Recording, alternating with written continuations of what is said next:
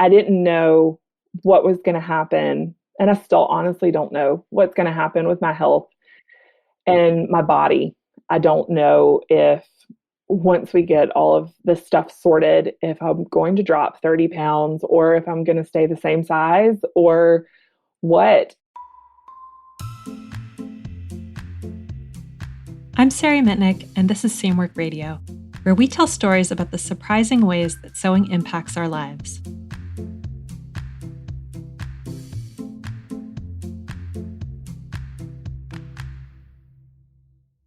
What would you do if your body kept changing dramatically?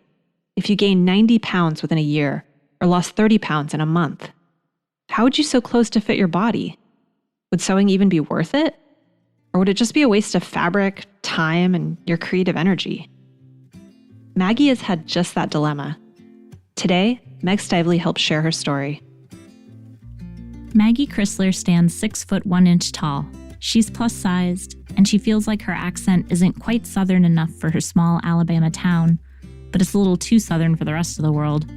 After a tumor on her pituitary gland caused her to rapidly gain over 90 pounds in 1 year, she thought that she was locked out of clothing that fit. And she quit sewing. Why should she bother making clothing if her body might be totally different in just a few months? I mean, everybody deserves to feel good in the clothes that they wear, and I'm really thankful that I found sewing because it's a hobby, but it's a useful one. It's one of what Natalie Chanin calls the living arts because it's necessary. I mean, clothing is vital for humans. Food, clothing, and shelter. And so knowing how to do those things and be able to not only make something that covers my body, but something that I like, that fits, is an invaluable skill, in my opinion. Maggie is a little bit of a force. She plays a bright red vintage organ in a rock and roll band. She quilts, she has long wavy red hair, she sews her clothes by hand, and she has a cool job at Alabama Chanin. When you talk to her, she exudes confidence, and she's very matter-of-fact. She has a kind tone in her voice, she's a great storyteller, and you can't help but want to just hang out and chat all day. But she's spent much of her life feeling like she doesn't fit in. Maggie was born and raised in Alabama. She actually still lives there in Florence. Growing up, her dad was a blue-collar worker, he was a maintenance mechanic, and her mom stayed at home. Maggie has a special needs brother, so her mom was home with them, and her home was full of handmade projects. So my parents got married in 1974 and bought a really old house in Sheffield, which is the small town I grew up in across the river from where I am in Florence, Alabama now. And they completely gutted it, renovated it themselves. It was built in the 1880s, really old house. My mom loves traditional style furniture. She was obsessed with colonial Williamsburg. So the inside of our house looked like a house you would see in colonial Williamsburg, the way that she decorated it. They were married for about 13 years before they had kids, so she had a lot of time for hobbies. Maggie's mom is a big source of creativity in Maggie's life. She sewed, she did needlework, and she even eventually taught Maggie how to sew when she was 20 years old. Her mom has different tastes than Maggie, but she still instilled a dedication to careful, intentional craft. This is exemplified in a story that Maggie tells about 16 matching dining room chair covers that her mom made. The chair covers are gorgeous. Her mom needle-pointed them in Borgello style, but nobody was allowed to sit on them. So she would put down like a bath towel or a beach towel because she didn't want us dropping anything on them. And I even had some uncles, I guess, that she thought were messy eaters, and she would not let them sit on them either. When she was telling this story, Maggie seemed really bothered by the fact that nobody could use these beautiful cushions that her mom had spent so many hours making. I think my dad got in trouble for sitting on one time because he'd been working outside and didn't change clothes. And so his clothes were dirty. It didn't do anything to the seat cover. The seat covers were fine. But yeah, so there are 16 of those. And I guess doing the math, it would have taken her 2 years maybe to do every single one of them, especially if she took breaks. We have very different tastes in furniture. I love mid-century, modern. And as I said, she likes really traditional, a lot of cherry, wood, dark colors. She told me she didn't care if I ever got rid of their dining room set, but that if I got rid of those seat covers, she would haunt me for the rest of my life. because she put so much work into them. So if anything ever happens to those seat covers, I will be in trouble, I guess, whether she's here or not. Maggie's mom stood up for Maggie just as much as she stood up for those 16 seat cushions. Just like any mom would, she wanted to protect Maggie, especially in middle school. I was always tall, but I was a normal-sized kid until probably second grade, and then I got really chubby, chunky. I don't mean that in a derogatory way. I was not a skinny child. I wanted to take dance classes as a kid, and my mom wouldn't let me after I went through a period at school where some really mean-spirited girls in my class would come up behind me and actually look at the size tag in my shirts and dresses that I would wear and make fun of me because the number on mine was so much larger than the number on theirs. So that was really hard for me because I already felt like I didn't fit in because I was a whole head taller than everyone in my class, boys included. And then I didn't fit in with these girls that were taking dance classes and doing gymnastics and I guess doing like pee-wee cheerleading and things like that you do in the South when you're a kid. So my mom started blacking out with a Sharpie the size in all of my clothes so that they couldn't make fun of me because she said they can't make fun of something that they don't know. She just tried to tell me and reinforce in me then that there was nothing wrong with me, but it was still hard because I did get picked on. I don't know why they thought it was smart to pick on someone that was so much larger than them.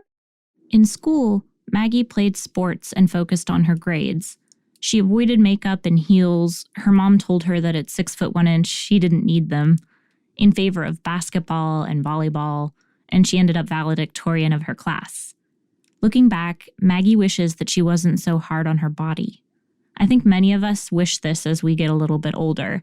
We look back on our bodies from a distance, and we realize that there really was nothing wrong with them, with us. But when we're going through it, especially as teenagers, it's really, really tough. I dressed really conservatively. I covered up a lot. I mean, even when I would just wear something as simple as a t-shirt to school, I felt fat, even though I wasn't. I was like a size 10 or 12. And yeah, it was weird. It was rough thinking about it as an adult now, especially somebody that's been coming to terms with the way their body is now. When it's something that's out of my control, I look back on it and it makes me sad thinking about how fat I thought I was. And again, that sounds like a derogatory thing. I think that all bodies are beautiful, no matter what size. That was just how I felt at the time. And at 16, I guess sometimes you do think that that's a bad thing to be plus size or to be different. And it's not at all. In college, Maggie discovered two things. She realized the possibility of making a living while doing art, and she learned how to sew. When she started college, Maggie thought she wanted to do something in the arts, but she also knew that she wanted to make a living doing it. Another tip she picked up from her mom. At that point, when I was a freshman in college, I'd not had a boyfriend, so I wasn't thinking about, I'll marry somebody that'll take care of me. And my mom, again, kind of like bolstering my self-esteem when I was in junior high and high school, told me that I didn't need a guy to have a fulfilled life or be successful. So she just always really encouraged me to do whatever I wanted to do and pursue what was going to make me happy and something that I could do to support myself. I ended up falling in love with graphic design. And yeah, as I said, I've incorporated sewing and embroidery into some of my art projects, mostly my drawing and design projects. It just piqued my interest. Maggie's mom walked her through her first sewing project. When we were talking, I noticed that Maggie brought up these really great moments in her life with her mom. She never described her mom as overbearing or coddling, and in all of these stories, her mom felt like such a strong presence. She was in the background of Maggie's stories, cheering her on, supporting her, and nourishing her creativity. So it makes sense that her mom is the one who taught her how to sew. I remembered seeing my mom make all of these really beautiful things when I was a kid, and I saw how math and design and all of these things that made sense to me fit into sewing. I didn't have any interest in sewing clothes at that point. I had started knitting again and crocheting. And so the very first thing I made on a sewing machine was a giant bag to hold all of my yarn. And my mom helped me figure out measurements and pick out fabrics for it. I still have the drawing of it somewhere. And then I got really into quilting, which my brain really likes because it's like practical use, graphic design, like figuring out quilt patterns and things like on a grid. Like it all clicked and my brain got really happy. While Maggie found her passion for her future career as a graphic designer and her interest in sewing and quilting and knitting grew, she also found love and she got engaged. Things were really falling into place. But as she was getting ready to graduate and plan a wedding at the same time, she started to gain weight. More weight than she would expect to gain, even as a stressed out college senior who was planning a wedding. And then she suddenly started to get migraines. And then her vision changed. And I also started having migraines, which was really odd because I'd never had migraines. And the kind of migraines I was having had some weird vision impairments too. Like I would get tunnel vision or see like bright spots, or I would completely lose peripheral vision in my left eye. It was really strange. And so I saw multiple doctors. I thought I was having thyroid issues because my mom had thyroid issues after she had me and my brother. And got that tested. Everything was fine. Then I was told I had chronic fatigue syndrome or Epstein-Barr virus, which, is what you get when you have mono, but that shouldn't have made me gain weight. Maggie went on a raw vegan diet. She exercised. She kept getting the runaround from different doctors, and she kept gaining weight. But from September 2008 to December 2009, when we got married, I'd gained 85 to 90 pounds in a little over a year, so about 15 months. And I did not know what was going on. I still saw different doctors and had my hormones tested, my thyroid tested, and was just told to diet and exercise and eat better. And I got really obsessed with it and did a weight loss program at my OBGYN, and they put me on a medication, which I later found out was the legal part of fen-phen, which was really big. For those who don't know, fen-phen was a drug marketed as a diet miracle, but it actually caused heart valve damage, and it resulted in thousands of deaths and hospitalizations worldwide. Yeah, it was like speed. It did not make me feel good. I did lose like 30 pounds, but as soon as I came off of it, I gained all of it right back. While Maggie endured her symptoms and searched for a diagnosis, things got worse. They came to a head one day in a somewhat symbolic place, Hobby Lobby. It hit me when I was at Hobby Lobby one morning. I'd gone to get some paintbrushes or something. I don't even remember why I went because I abandoned my cart and left. It got that bad, and I was afraid if I didn't leave immediately, I wouldn't be able to drive home. So I went home, slept the rest of the weekend, and a week later, I woke up cross-eyed and seeing double, and waited 3 days to go to the hospital because I thought it was just something else weird with a migraine. And when I finally went to the emergency room, they did a CT scan and said that they saw a mass under my brain around my pituitary gland. Maggie's tumor is called a pituitary adenoma, and luckily it is benign. It accompanies a chronic disease called acromegaly, and Maggie has a rare form of it. Usually with acromegaly, the tumor causes your pituitary gland to either overproduce cortisol or the IGF-1 growth hormone, but Maggie's produces both. The combination of the two hormones is what causes her rapid weight gain. The doctor on call at the hospital told me that they were going to have to shave my head and go in through the back of my head with a laser and take it out. It was terrifying. And then I actually talked to the neurosurgeon that did it, and he did it in our hospital here, and they didn't shave my head because I was really scared about that. I had very long hair, which my hair's long now, but I had really long hair at the time, and it's really thick. And I was terrified at the thought, I think more so of shaving my head than I was about having surgery. I'll spare you any suspense. Maggie's surgery went fine. They removed the tumor, and she did not have to shave her head. She found some respite, her hormones settled, and she felt better. When her health issues paused for a moment, something awesome happened in Maggie's life. Other than being happily married, of course. She got a job at Alabama Chanin. Coming up, a new job shifts Maggie's perspective on how clothes relate to her body. It felt really good to put on something that actually looked right on my body. Yeah, I didn't know that clothes could feel like that. I was just used to things being too short, too tight in the wrong places, too big in the wrong places.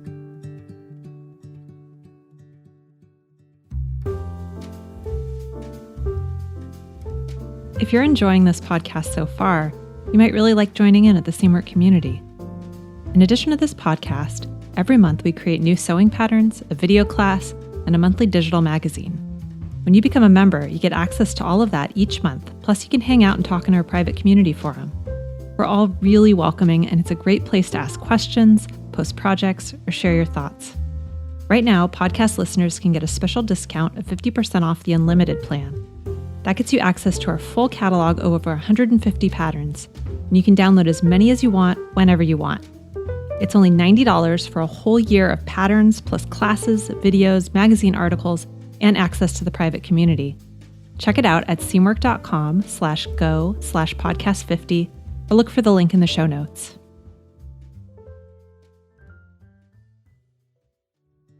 Alabama Chanin started in 2000 when the founder Natalie Chanin created hand-sewn garments that were made from USA-grown organic cotton. It's now expanded into a lifestyle company, and it celebrates and merges design, craft, and fashion, and it still has a commitment to locally made goods. And when I say hand-sewn garments, I mean sewn by hand with a needle and thread, a practice that Maggie finds therapeutic. She still often hand-sews her knit t-shirts. So Maggie immediately found a deep appreciation for Natalie Chanin's philosophy and craft. While she was at the company, she did graphic design, she edited some of Natalie's books, she helped with production, she helped with their School of Making program, and helped out with some workshops. So even though the garments are expensive, it does support a network of artisans in our community locally, because Alabama Chanin, especially the collection, the hand-sewn collection, is run as a cottage-style industry. So we have a network of artisans that are mothers and grandmothers and might work other jobs as teachers and bank tellers, librarians, that do this as supplemental income to support their families and also have a creative outlet. With this new creative outlet at work, Maggie sewed more. She made friends at Alabama Chanin who taught her more about sewing. One of the pattern makers helped open her eyes to what it would take to get a well-fitted garment for her body. Diane was our first pattern maker that I worked with there, and the head seamstress. She helped me do some basic alterations, like figuring out how to lengthen things from where you would find a lengthen shorten line instead of just making something longer. Because she was probably the first person to point out, like, you're so tall, you can't just make something longer. Like, do you understand that? And I was like, what do you mean? And she was like, if you ever make something with a bust start, it's going to be way too high on you. And she was right, which I didn't think about it. I was like, oh, it's just too short. It needs to be longer.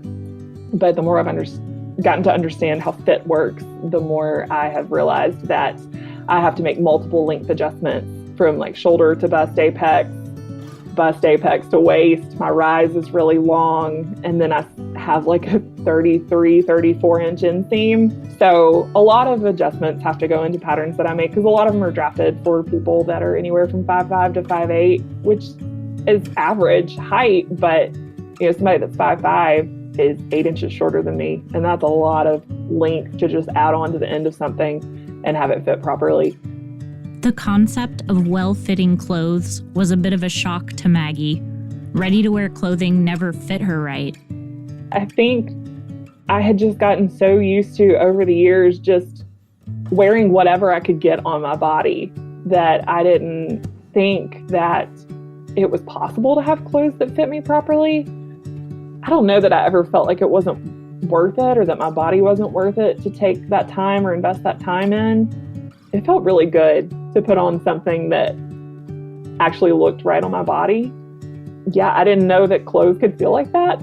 I was just used to things being too short, too tight in the wrong places, too big in the wrong places. While working at Alabama Chanin, Maggie learned that well-fitted clothes can really make a difference.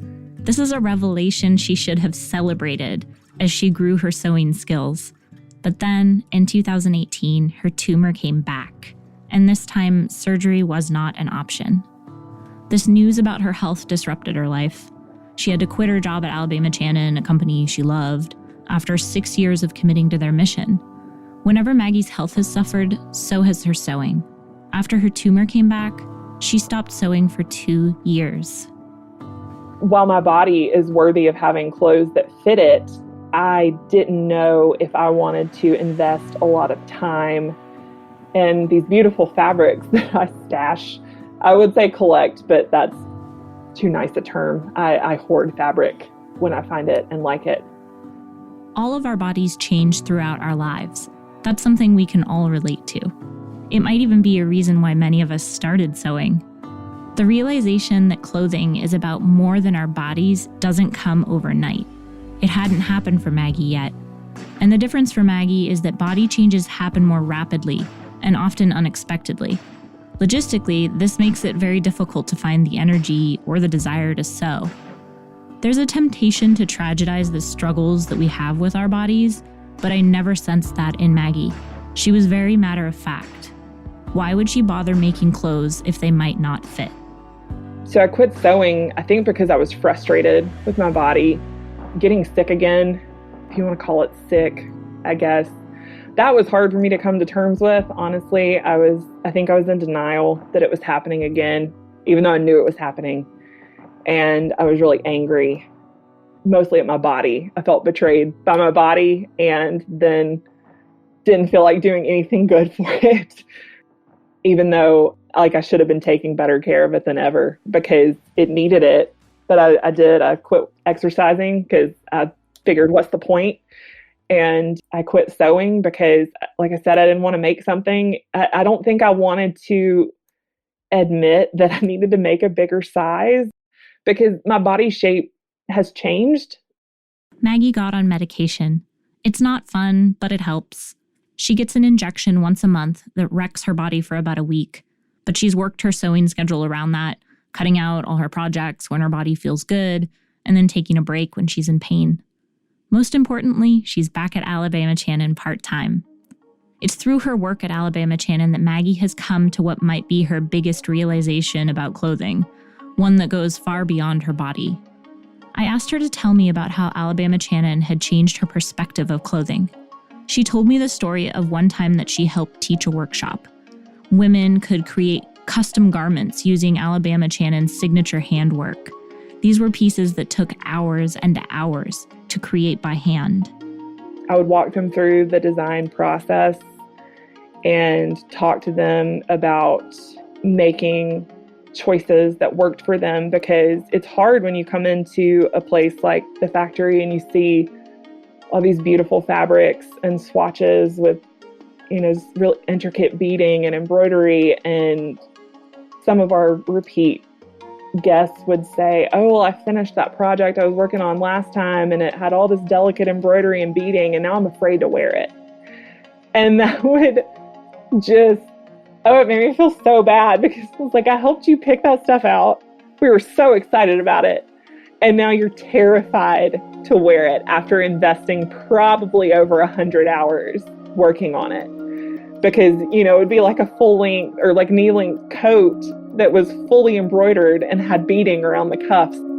This story reminded me of the story about the chair cushions that Maggie's mom made.